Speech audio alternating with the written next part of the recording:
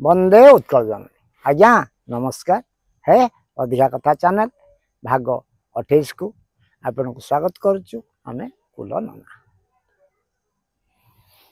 Like share subscribe करी आपण को सहयोग रे आमे आगो बढ़ुथिबारु आपण को बहुत बहुत धन्यवाद। आज एक भिन्न प्रसंग आपण आगे उपस्थापन करिवु। अवश्य चिंतन प्रसंग।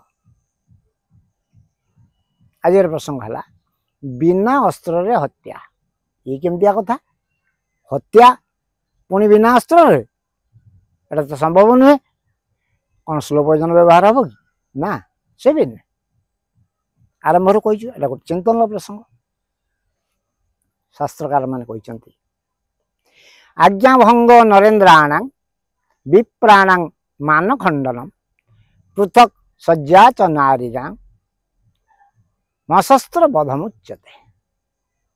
जदि नेतृस्थानीय व्यक्ति आ जो राजा नहांती नेतृस्थानीय व्यक्ति को निया जाय पारे तांको जदि आज्ञा भंग करा जाए तांको निर्देश को अवमानना करने अर्थ तांको हत्या करने तुल्य बोली शास्त्र कहे।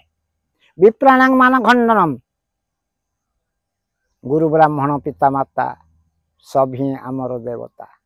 ब्राह्मण को देवता ज्ञान करा जाए। ब्राह्मण को यदि असम्मान करागला ताको हत्या करने तुल्य होता है बोली शास्त्र कहे। पृथक सज्जा च नारीणां मशस्त्र बधमुच्यते। नारी को करिले पृथक सेज बिना अस्त्र तांका मरण हेज। ए प्रसंग रे या कह जाय ना आपण मतामत कौन आपण कहत? शास्त्रकार मान तो तांकर मत या उपस्थापन करछंती। सुनिले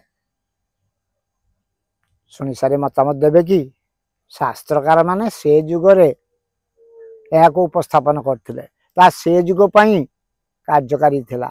आउ ये जुग पई ये सब अधिका कथा नहीं है। अधिका कथा